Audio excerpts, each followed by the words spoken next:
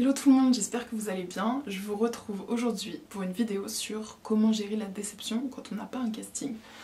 Donc, je sais même plus si je vous avais fait une vidéo sur ça il y a 3 ans, mais bon, je me dis dans tous les cas, un récap ça pourrait être toujours utile parce qu'en 3 ans j'ai appris beaucoup de trucs. Déjà bon, l'expérience ça aide, plus vous allez passer des castings, plus vous allez réussir à bien gérer les émotions qui sont liées à ça, que ce soit le stress, la joie ou la tristesse ou la déception ou peu importe l'angoisse, vous allez pouvoir le mieux gérer avec l'expérience. Forcément, quand vous vous faites beaucoup recaler, vous avez plus l'habitude de savoir gérer ça. Moi je vous conseille avant tout d'y aller en mode détente. Il y a une partie de votre cerveau qui doit savoir que de toute façon vous ne contrôlez pas. Un casting, c'est une série de choix qui ne sont pas forcément liés à vous. Même si vous avez été sélectionné pour vos caractéristiques, forcément il y a plein d'autres facteurs qui jouent. Vous avez l'âge du personnage, vous avez si vous ressemblez ou pas aux acteurs qui sont liés à vous, donc qui vont jouer votre famille. Vous avez parfois une vision qu'ils ont dans la tête du personnage. Moi j'ai déjà fait passer des castings pour des rôles où j'ai vu des acteurs qui étaient incroyables, mais j'ai dû prendre un acteur qui peut-être jouait moins bien ou avait moins d'expérience parce qu'il ressemblait plus à l'idée que j'avais de mon personnage. Et ça vous y pouvez rien, ça dépend pas de vous du tout, c'est eux qui ont une idée dans la tête. Après il peut aussi y avoir des facteurs de type est-ce qu'ils connaissent la personne? Parfois le piston ça aide aussi. Est-ce qu'ils ont déjà travaillé avec la personne? Parfois même il y a une réécriture du scénario et votre personnage est juste supprimé.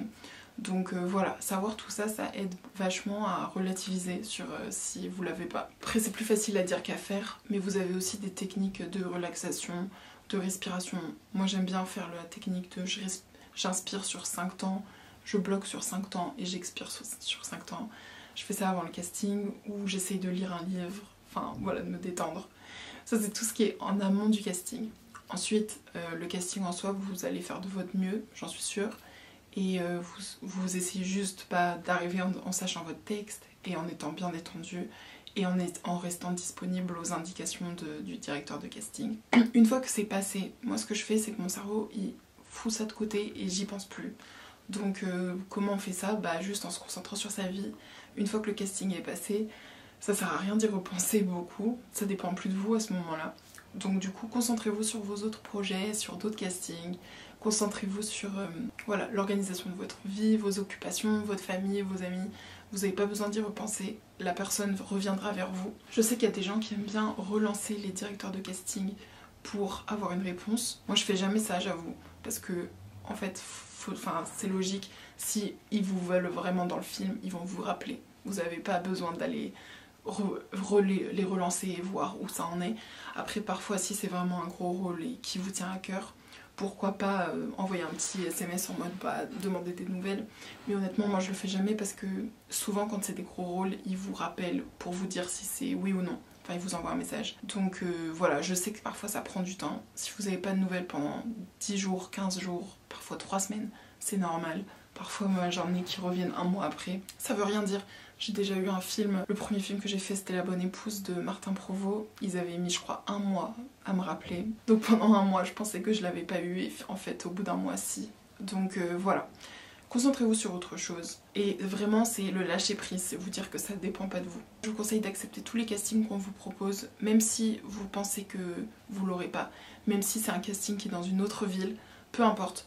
Là je suis allée faire un casting à Lille, j'ai investi, j'ai payé 100 € mon trajet, enfin 50 € aller, 50 retour. Voilà, il y a d'autres gens qui l'auraient pas fait, je sais très bien que c'est un risque à prendre parce qu'il y a des chances que je l'ai pas.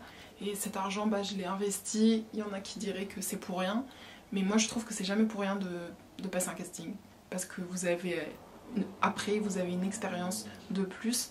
Et puis ça vous donne aussi plus de maturité, plus de confiance pour les autres castings qui viennent. Donc voilà, c'est jamais du temps perdu. Si vraiment vous êtes triste parce que vous n'avez pas eu un rôle que vous avez passé et que vous le vouliez vraiment, prenez aussi ce temps peut-être d'acceptation de l'émotion. C'est normal aussi d'être déçu. Enfin c'est clair, je vais pas vous dire que c'est facile. Moi j'avoue que ça m'arrive encore d'être déçue. Souvent j'arrive à bien passer à autre chose tout de suite, mais il y a des moments où quand j'ai vraiment travaillé pour quelque chose, c'est vrai qu'il y a un temps de déception qui peut durer plusieurs jours, mais juste d'accepter cette émotion et de se dire ok je suis déçue, je suis triste et c'est pas grave, ça va passer. Et puis aussi vous aurez d'autres projets, il y a d'autres choses qui vont venir que vous allez réussir et ça va vous mettre un peu du baume au cœur. Dernier conseil que je pourrais vous donner, c'est de vous entourer d'acteurs. Donc si vous faites des cours de théâtre, de discuter avec les autres, si vous faites des castings ou des tournages, même si c'est des tournages où vous n'avez pas un gros rôle, bah juste de parler à d'autres gens qui font le même métier, vous allez voir que tout le monde vit la même chose, que vraiment même des acteurs connus, ils galèrent, il y a des moments, ils n'ont pas les rôles et ils ratent des castings. Donc ça, tout le monde a la même expérience. C'est pas lié à vous, c'est vraiment genre une réalité. Après, ça n'empêche pas de vouloir progresser et de travailler sur soi. Ça veut pas dire que parce que c'est pas lié à vous, qu'il n'y a rien que vous puissiez faire. Vous pouvez toujours prendre des cours, vous pouvez essayer de travailler votre stress, vous pouvez bien travailler le contexte de vos personnages, les enjeux, bien lire le scénario avant, vous documenter sur le réal, sur la production, sur la directrice de casting. En tout cas, il y a des trucs que vous pouvez faire qui sont en votre pouvoir et d'autres qui dépendent plus de vous. Moi, j'essaye aussi de faire un petit bilan à chaque casting et de me dire qu'est-ce que j'ai fait qui était bien, qu'est-ce que j'ai fait qui était moins bien pour les prochains. Au début, je faisais ça sous forme de notes, mais vous pouvez aussi le faire vraiment juste dans votre tête. Et voilà, progresser pour le prochain casting. Voilà, j'espère que cette vidéo vous aura aidé. N'hésitez pas à me dire dans les commentaires si vous avez d'autres questions ou d'autres sujets qui vous intéresseraient par rapport au métier d'acteur ou d'autres choses. Et je vous fais des gros bisous et à la semaine prochaine. Ciao!